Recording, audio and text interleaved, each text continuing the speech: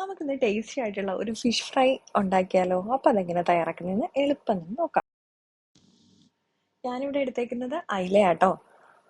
ഏത് മീൻ വേണമെന്നുണ്ടെങ്കിൽ നമുക്ക് എടുക്കാം. എന്നിട്ട് മീൻ നന്നായിട്ടൊന്ന് വരഞ്ഞെടുക്കണം.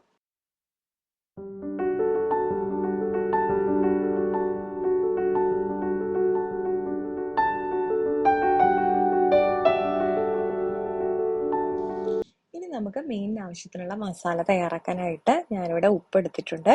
ഇതിലേക്ക് നമുക്ക് ആവശ്യത്തിനുള്ള മഞ്ഞപ്പൊടി, മുളക് പൊടി, അത് എരിവും കാശ്മീരി ചില്ലിയും കൂടെ ഞാൻ മിക്സ് ചെയ്താട്ടോ കൊടുത്തേക്കുന്നത്.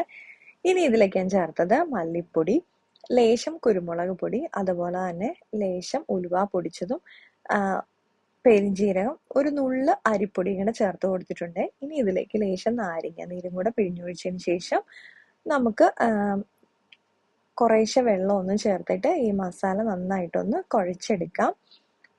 നമുക്ക് ചെറു ചൂടുവെള്ളം ചേർത്ത് മിക്സ് ചെയ്യണമെന്നുണ്ടെങ്കിൽ ഈ സമയത്ത് അങ്ങനെ ചേർത്ത് കൊടുത്തിട്ട് മിക്സ് ചെയ്തെടുക്കാം കേട്ടോ.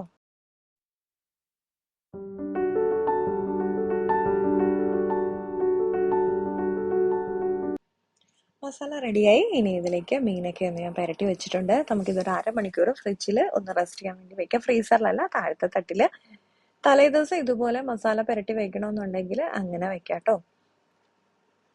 ഇനി നമുക്ക് ഒരു അരമണിക്കൂറിന് ശേഷം നമുക്കിതുപോലെ എണ്ണയിൽ ഒഴിച്ച് വറുത്തെടുക്കാം. എയർ ഫ്രയറിൽ ഉണ്ടാക്കുന്നവരാണെന്നുണ്ടെങ്കിൽ അങ്ങനെ തയ്യാറാക്കാം. ഞാനിപ്പോൾ നമ്മുടെ വെളിച്ചെണ്ണയിലാട്ടോ വറുത്തെടുത്തേക്കുന്നത്.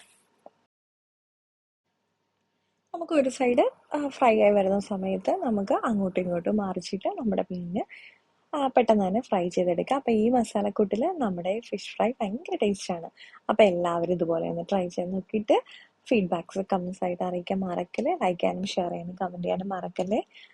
നമ്മുടെ വീഡിയോ ഇഷ്ടപ്പെട്ടിട്ടുണ്ടെങ്കിൽ തീർച്ചയായിട്ടും സബ്സ്ക്രൈബ് സപ്പോർട്ട് ചെയ്യാനും മറക്കല്ലേ. മറ്റൊരു വീഡിയോയിൽ കാണും വരെ നന്ദി, നമസ്കാരം.